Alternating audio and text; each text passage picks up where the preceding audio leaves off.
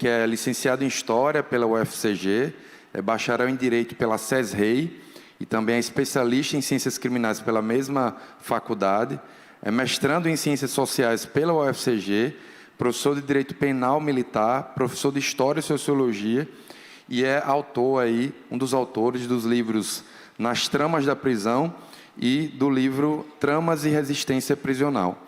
Eu queria convidar aqui o professor Charles Dayan Ramos Tagino. Bom dia, pessoal. Antes de tudo, permissão, capitão, certo? Também sou policial militar, sou sargento, tá ok? E me convidaram aqui, obrigado, Marcos, pelo convite, para discutir um pouquinho sobre o sistema carcerário da Paraíba, no qual me debruço há 16 anos de pesquisa, certo? Nesses 16 anos de pesquisa, já praticamente, vamos dizer assim, parei 2 meninos, que são artigos científicos sobre a temática, tá? Então, eu vou um pouquinho me desvencilhar das questões pragmáticas do direito e vamos discutir e adentrar um pouquinho no universo prisional e na criminalidade que assola o estado da Paraíba, principalmente nas organizações criminosas que tem aqui dentro do nosso estado, tá certo? Então, a ideia é discutir um pouquinho o seguinte. Primeiro, estamos aqui dentro do Congresso fazendo várias reflexões, mas também desconstruindo certas imagens míticas do sistema de segurança. Uma delas é o sistema prisional. Nós temos que tirar da nossa cabeça aquele imaginário tradicionalista que a prisão é um local isolado, é um local que não tem acesso à comunidade civil e a comunidade civil só conhece o presídio quando vamos para os termos populares dentro do sistema carcerário. Quando a casa vira, ou seja, quando tem uma revolta. Quando os jornais noticiam o que acontece dentro dessa revolta, ou seja, você tem justamente o espetáculo do jornalismo dentro do sistema prisional, quando justamente esse sistema prisional ele entra em colapso. Que, na verdade, entrar em colapso e viver de forma harmoniosa é um liame muito delicado, que pode virar a qualquer momento, tá certo? Então, é a ideia das obras publicadas, já vou colocar aqui as obras, a ideia é começar a desmistificar a ideia de presídio como um espaço isolado, como diz o sociólogo Avi Goffman, ele fala de uma instituição total, em que a pessoa que está lá, ela está 24 horas isolada. Isso não existe. O sistema carcerário brasileiro não é dessa forma, certo? E que aquela sociedade, e que aquele sistema, ele está totalmente hermético, ou seja, tapado. Muito pelo contrário, meus amigos. As paredes do sistema prisional são muito mais porosas do que sólidas. O contato do mundo interno para o mundo externo é muito forte, é muito impactante. É tanto que você, se der um tempinho de atenção a alguns noticiários, você vai conseguir perceber que muitos, como diz, dentro da comunidade carcerária e dentro da criminalidade, muitos salve, que é justamente um recado que o sistema carcerário dá para a comunidade externa, em que a comunidade civil começa a sentir na pele como está articulada a criminalidade fora e dentro do presídio, você começa a perceber que o presídio não é tão isolado assim. Então, quais foram as ideias da pesquisa? Entender o comportamento coletivo dentro dos presídios. Muita gente passa a ter uma noção meio que deturpada que ser polícia e ser sociólogo são ideias completamente diferentes. E não é. A sociologia ela pode ser muito importante para desenvolver mecanismos pragmáticos para entender a comunidade carcerária e, ao mesmo tempo, desenvolver políticas públicas voltadas para essa comunidade carcerária. Então, analisar o comportamento do preso. Perdão, pessoal, não é Covid não, é refluxo gástrico, viu? A gente vai chegando em idade, vai começando a ter uns problemas assim que é a velhice chamando. Então, como eu estava dizendo, não adianta você separar as ideias de sociologia e segurança pública, porque a sociologia ela vai incentivar muito nesse processo. Então, conhecer o cotidiano, analisar o cotidiano, discutir desde como funciona o sistema prisional, de presídio por presídio, é interessante justamente para a gente discutir a nossa saúde de segurança pública na parte externa, fora dos muros. Porque, veja bem, qual é a mentalidade rasteira, qual é a mentalidade popular do sistema carcerário? A maioria das pessoas pensa. A pessoa está presa, não recupera nada, não é isso? A ideia é essa. Não se recupera ninguém dentro do sistema carcerário. O sistema carcerário é uma escola de criminalidade e não é bem assim. Conhecer o presídio mais próximo, de forma mais próxima, é entender primeiro que o presídio não é uma força homogênea. Não é todo mundo que entra dentro do presídio que vai ser alfabetizado dentro do mundo da criminalidade. Tem muita gente que entra no presídio que, pela lei, cometeu um ato delituoso, mas dentro da moral e da cultura prisional não é considerado bandido, não é considerado criminoso dentro da coletividade carcerária. Vou dar um exemplo. Uma coisa é a pessoa entrar dentro do sistema prisional condenado pela prática do crime de tráfico de drogas. Lógico, no presídio que eu faço minhas pesquisas, que é o presídio Serrotão, na cidade de Campina Grande, você vai perceber que mais de 70% daquela comunidade carcerária está envolvida direto ou indiretamente com o tráfico de drogas. Tá certo? Mas existem algumas situações que o cara foi condenado por homicídio. O cidadão, a pessoa foi condenada por homicídio. E esse homicídio reflete uma situação da vida particular dele. Quando ele entra lá e a comunidade carcerária percebe que aquela pessoa que foi condenada por homicídio, na verdade foi um homicídio que muitas vezes não tem um liame ligado com o tráfico, ou seja, uma discussão pode gerar um homicídio, uma briga pode gerar um homicídio, um desafeto pode gerar um homicídio. Vou dar um caso bem peculiar. Lá em Campina Grande nós temos 2 times de futebol e a rivalidade é extremamente intensa. 13 campinense, e um torcedor do Campinense matou um torcedor do 13 por causa do futebol.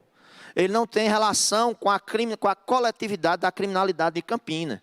Quando ele entrou lá, a comunidade carcerária, os pavilhões, perceberam que ele não é dito por aquela própria comunidade que ele não é bandido. Ou como eles dizem dentro do presídio, ele não é bicho solto. Então, as pesquisas que nós fazemos lá dentro da cidade de Campina Grande, primeiro é mostrar que a comunidade carcerária, ela não é homogênea, ela é heterogênea. Nem todo mundo que adentra os portões do presídio do Serrotão já tem uma marca ou um emblema que já é criminoso, em que a sociedade em geral já estabelece essa embalagem à pessoa. Então, a pesquisa primeiro é mostrar, primeiro ponto, que as pessoas que entram dentro do sistema carcerário são das mais diversas possíveis. Porém, lógico e evidente, dá para se perceber algumas singularidades quando você vê o quê? As questões étnico-raciais. De cara, nós percebemos que o sistema carcerário brasileiro, em quase 80% de sua população, ela é negra. Isso aí nós já sabemos. Porém, de onde ele partiu do crime que ele cometeu, aí você vai ver que vai começar a ter certas singularidades, certo? Essa é a primeira tentativa da pesquisa, mostrar que a comunidade carcerária ela é heterogênea, principalmente do comportamento lá dentro. Segundo, as comunidades carcerárias no Brasil, em sua maioria, elas têm 2 comandos. O comando estatal, o comando do Estado, representado pela figura do diretor, representado pela Lei de Execuções Penais, a famosa LEP, certo? Representado pelo juiz de execuções penais. Essa é a autoridade estatal dentro do presídio. Porém, nós temos o outro comando, que é justamente o comando evidenciado para a própria comunidade carcerária. Porque você vai ter o diretor, mas você vai ter o chefe de pavilhão.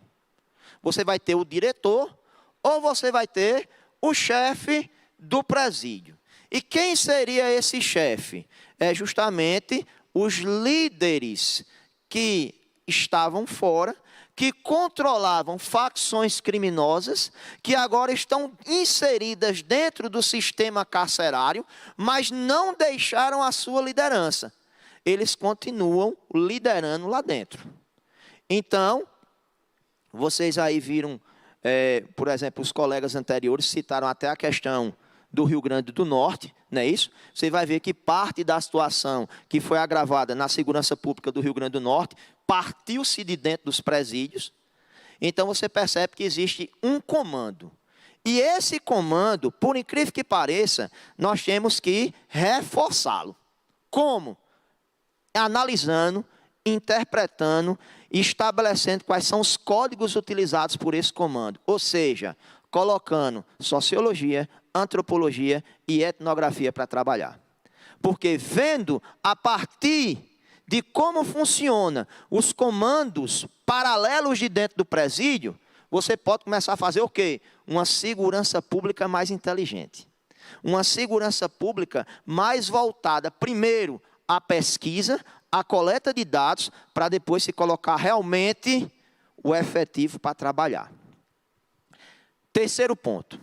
Se existe um comando paralelo dentro do presídio, se existe alguém que controla o presídio, que são chefes de facções, nós sabemos que esse controle não só é interno, é um controle externo.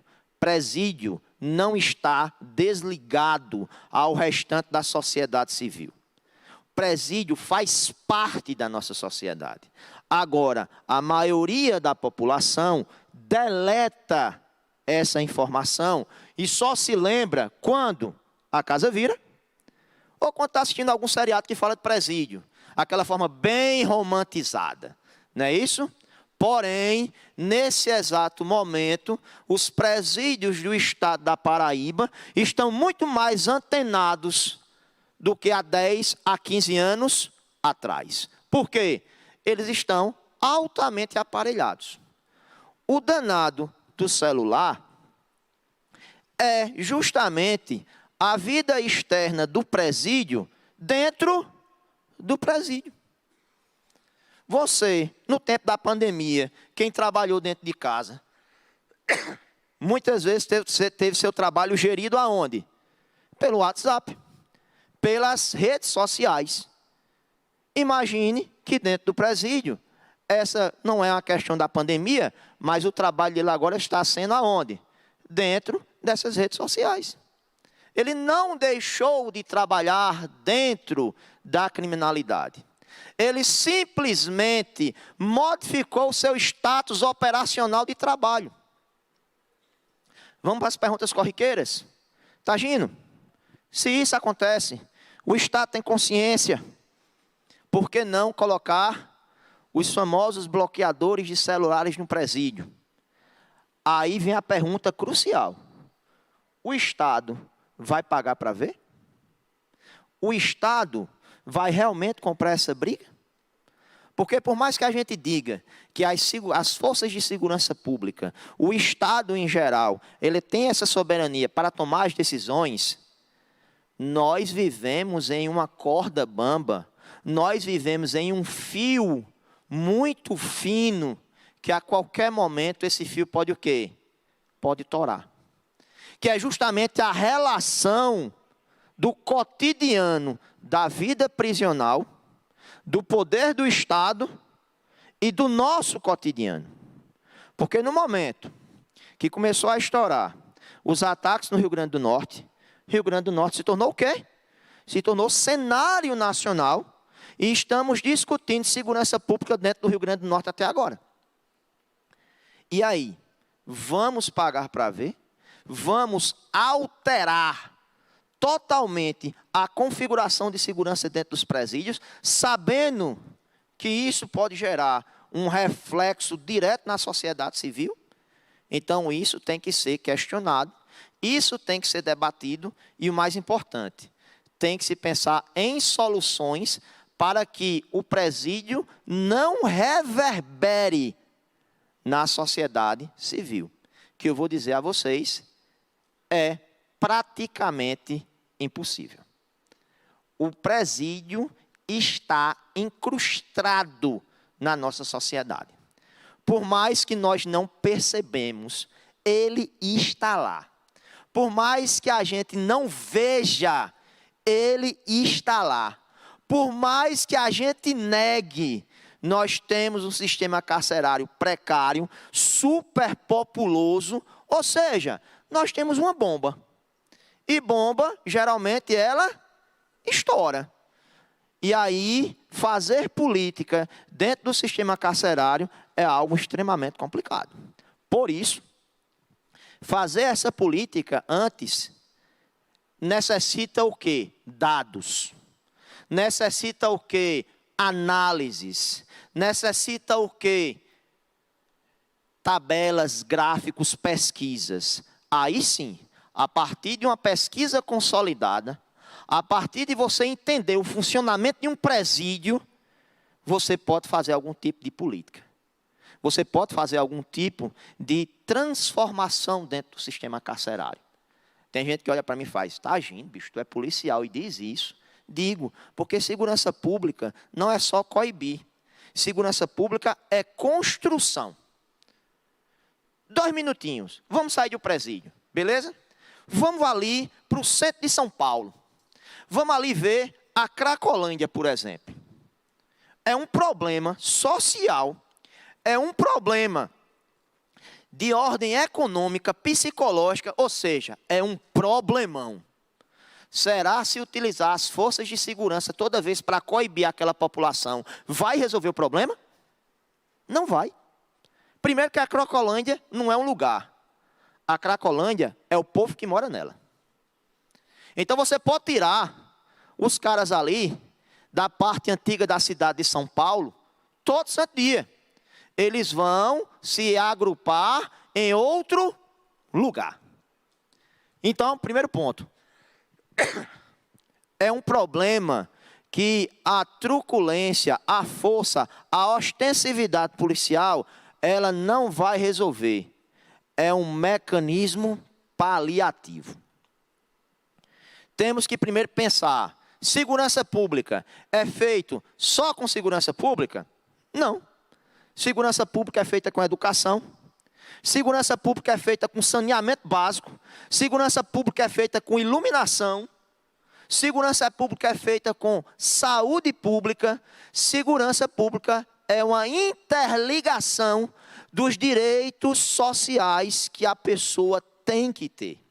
No momento que esses direitos sociais são castrados da pessoa, aí vão querer que a polícia tape o buraco. E aí fica muito difícil. E você já deve ter visto isso em várias situações. A polícia enxuga gelo. Lógico que a polícia enxuga gelo, porque entregou para a polícia fazer esse serviço. Se os outros serviços são todos precarizados, se os outros serviços não chegam à comunidade que deveria chegar, a polícia não tem como fazer tudo. Então, por exemplo, a Cracolândia. Tem que se pensar primeiro, é um assunto de saúde pública. Muitos prefeitos já pensaram. Qual é o grande problema? Política da prefeitura do município de São Paulo pensou uma forma. Qual é? Primeiro, é uma comunidade que sofre de dependência química. Qual é o primeiro problema? Essa dependência química gera proliferação de doenças? Se gerar, temos primeiro que combater isso. Primeiro ponto. Quando se vai fazer uma política pública justamente com a comunidade de dependentes químicos, você não só pode chamar a Secretaria de Saúde. Você tem que chamar a Secretaria de Segurança. Dizer, ó, vem cá, vamos aqui prestar atenção como é que vai funcionar. O usuário de crack, ele fuma o cachimbo e ele queima todas as bordas da boca. E aí, com o uso coletivo do cachimbo, pode passar hepatite, pode passar herpes labial, então pode passar uma série de doenças. Qual seria a ideia? Fazer com que não houvesse o consumo coletivo de um cachimbo. O que é que a Prefeitura de São Paulo fez? Vamos confeccionar um cachimbo para cada dependente. Tem gente que vai ficar escandalizado. Você está incentivando a cultura do consumo de droga. Não, eu estou tentando diminuir a proliferação de certas doenças que essa praga traz. Fizeram essa política. Avisaram a polícia? Não avisaram a polícia. O que é que acontecia?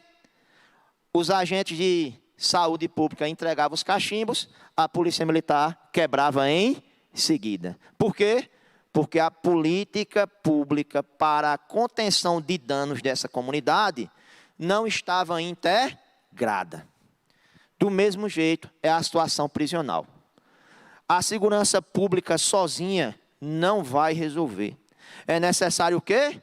A integração das secretarias, do conhecimento público, para tentar trazer soluções para o nosso sistema carcerário. Irmãozinho, dá para botar aí a primeira imagem do livro, por favor? Ó, veja bem. E uma moral da história. A melhor e a pior de todas. Qual é? Ó a moral. A criminalidade, ela não deixa de existir dentro do presídio. Ela continua. Então, por exemplo, minha primeira pesquisa era justamente falando como o tráfico de drogas passou a se comportar no entorno do presídio. Porque, veja bem, se tem o tráfico dentro do presídio, é porque a droga tem que chegar, não é isso? Então, eu passei 5 anos analisando essa aí, irmão. Dá para passar aqui? Eu passei 5 anos analisando, certo? Analisando o comportamento do tráfico de drogas no entorno do presídio Serrotão. Os caras utilizavam de drone para colocar a droga dentro do presídio. E aí chega a ser cômico, hilário e até mesmo trágico. Os caras utilizavam um gato para colocar a droga para dentro. Já imaginou um gato ser aviãozinho do tráfico? Porque é o seguinte, quem tem gato aqui em casa, o gato fica bem à vontade, né? Ele vai e volta. Ele sabe onde mora, não é isso? Dentro do presídio existe uma comunidade felina. Os gatos entram dentro do presídio e passam a conviver com quem? Com os presos. E o gato, ele começa a identificar o presídio como sua casa. Sabe o que é que o preso fez? Numa visita bem bonita, a esposa foi para a visita. Quando saiu, saiu com o gato debaixo do braço. Debaixo do braço.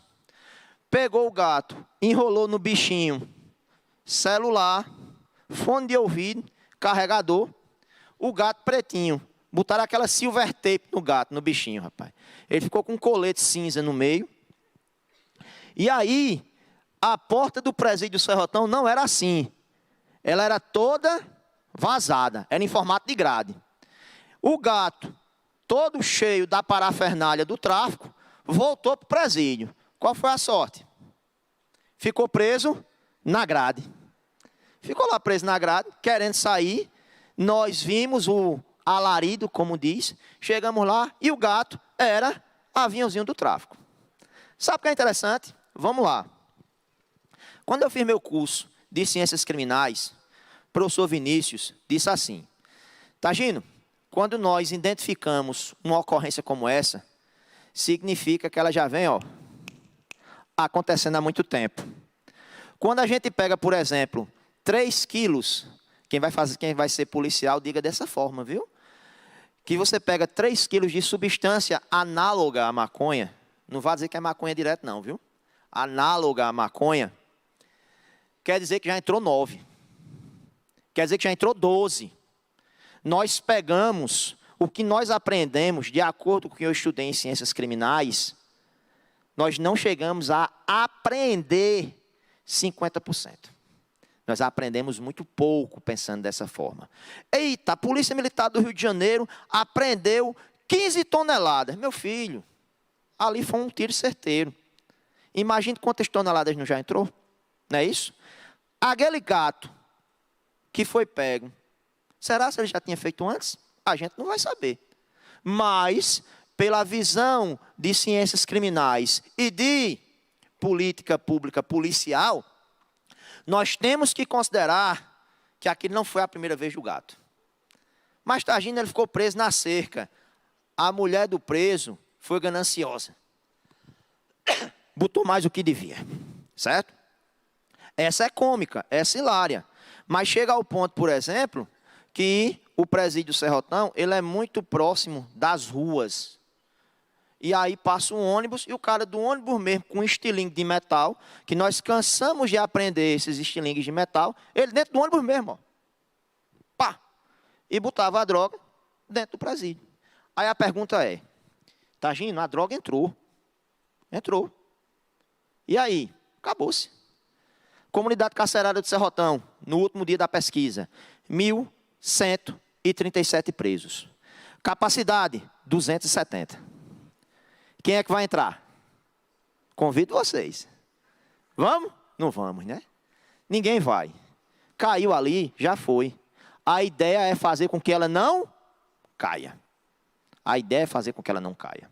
Então, fazer segurança pública dentro do presídio, você está percebendo, ó, o traficante foi preso, mas o tráfico continua. Está lá, ao redor do presídio. Sabe quantas pessoas, quantos presos sustentam suas famílias traficando lá dentro? Todas. Quem é traficante sustenta a sua família fazendo tráfico lá dentro. O comércio é pulsante, certo? E por que não acaba? Tenta se coibir, mas ainda não temos a política certeira para acabar. A ideia é que a droga não seja nem fabricada, mas isso é muito difícil de acontecer. Até aí, tranquilo? Então, você percebe que é uma situação complexa, é uma situação dinâmica para eles, e a resposta do Estado sempre acontece 2 passos antes. Porque, por exemplo, no momento que a gente começou a escutar um drone de madrugada entregando droga, então nós temos que perceber como é que nós vamos evitar o quê? Esse drone entregando droga dentro do presídio. Então, muitas vezes, a segurança pública nem é feita muito por uma política racional do Estado. Muitas vezes é feita pela criatividade do policial. Está lá, gente, ó, baixando aplicativo de celular para tentar conseguir ver de forma infravermelha, se a gente conseguir ver o drone. Então, muitas vezes, o sistema carcerário, a comunidade prisional, ele tem noção disso. Não são leigos, são pessoas inteligentíssimas, certo? Mas a inteligência deles foi voltada para esse aspecto. Foi voltada para esse aspecto. E aí, depois que eu comecei a fazer essa pesquisa, eu fui além. Não queria mais fazer uma pesquisa sobre, propriamente dita, o tráfico. Eu queria fazer uma pesquisa comportamental. Eu queria fazer uma pesquisa como o preso, ele vive lá dentro. Porque a partir de você observar o cotidiano do preso, você começa a perceber como ele vive, como ele pode se comportar e, o mais importante, como é que ele pode desenvolver mecanismos de sobrevivência lá dentro.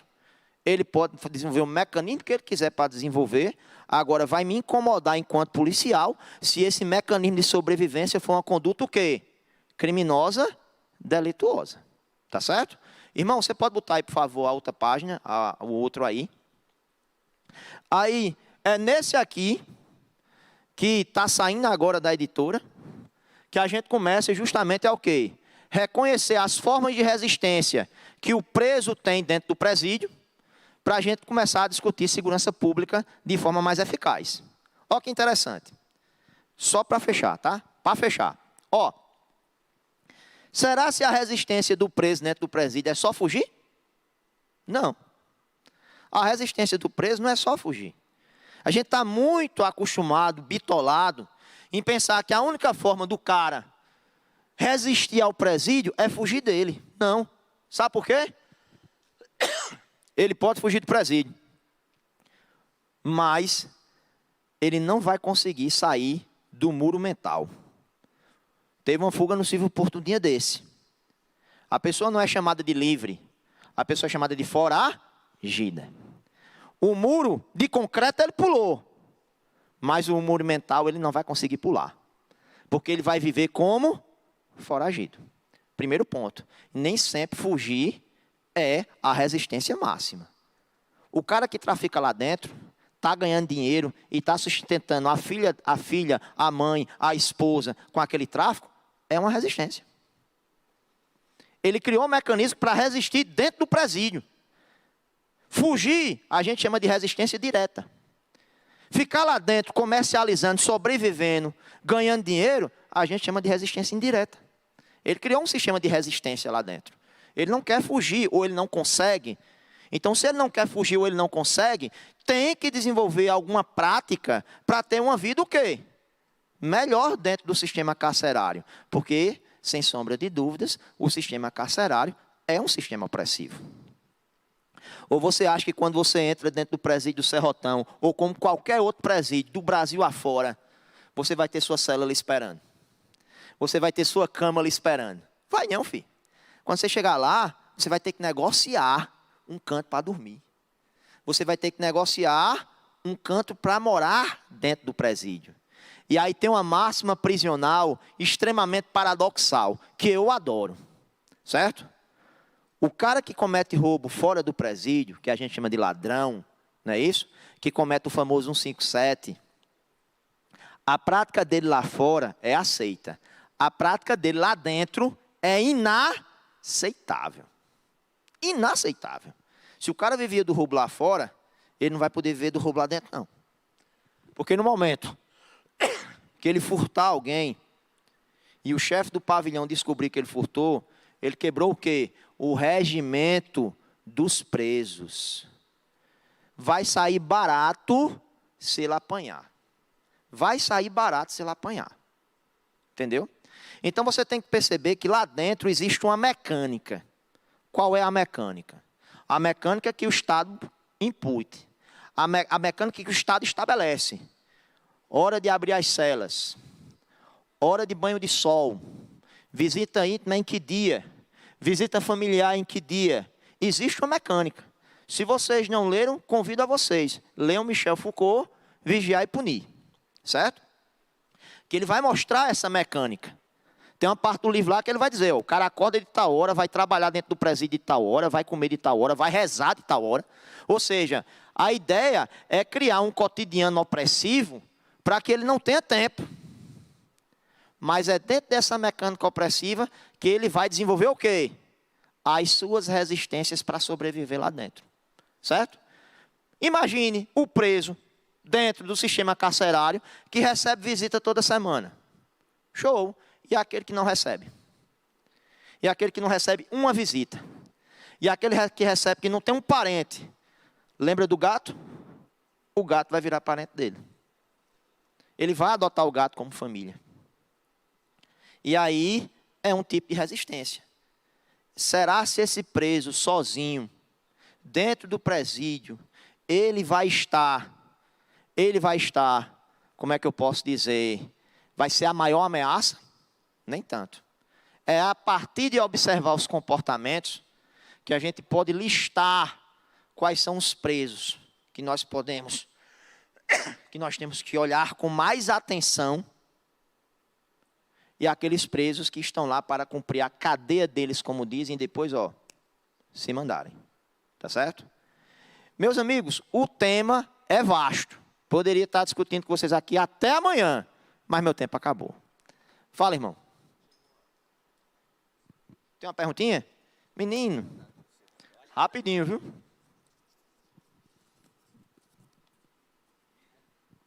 É verdade que quem infrator pelo crime de estupro sofre maiores sanções pelos outros carcerários? Olhe, é e não é, certo? Geralmente os presídios são divididos da seguinte forma. Eu fui preso. Qual é a facção criminosa que eu pertenço? Não sei se vocês conhecem, mas na Paraíba tem duas. Al-Qaeda, baseado na Al-Qaeda, lá do Osama Bin Laden, né? Os caras foram tão criativos. Eu gosto do nome. Aí bota OKD, OKD. E você tem os Estados Unidos, que a maioria aqui é de João Pessoa. Al-Qaeda tomou conta de quase toda a Paraíba. Vamos lá. Se um estuprador chegar lá, o diretor já sabe. Se ele for para a coletividade, é morte. Eu tenho que colocar onde? Em um local que não tem acesso à coletividade. Isso é verdade. Agora vamos para a maior falácia que a gente tem. Porque você tem o tarado, como a gente diz, mas você tem um traficante que também é tarado. Está lembrado de um caso no Morro do Rio de Janeiro, que 20 pessoas, 20 homens fizeram estupro coletivo numa moça? Certo? Vou dar um exemplo. Tem um livrozinho do Caco Barcelos, famoso, certo? Abusado. É o cara que comanda o Morro de Dona Marta. Ele diz que o traficante que estupra a mulher do traficante adversário não é estupro. Sabe o que é? Desculpa a palavra, eu sei que a gente está no canto acadêmico, mas minha língua coça. É escrotizar o adversário. Eu estuprei a mulher dele como forma de quê? De menosprezá-lo. E quando eu entrar no presídio, entrar do meu lado da facção, eu não vou ser considerado tarado, não. Eu vou ser considerado herói, porque eu escrotizei a mulher do adversário. Para você perceber que nem todo tipo de tarado ou estuprador vai sofrer esse tipo de sanção. Tá certo? Meus amigos, muito obrigado e até mais.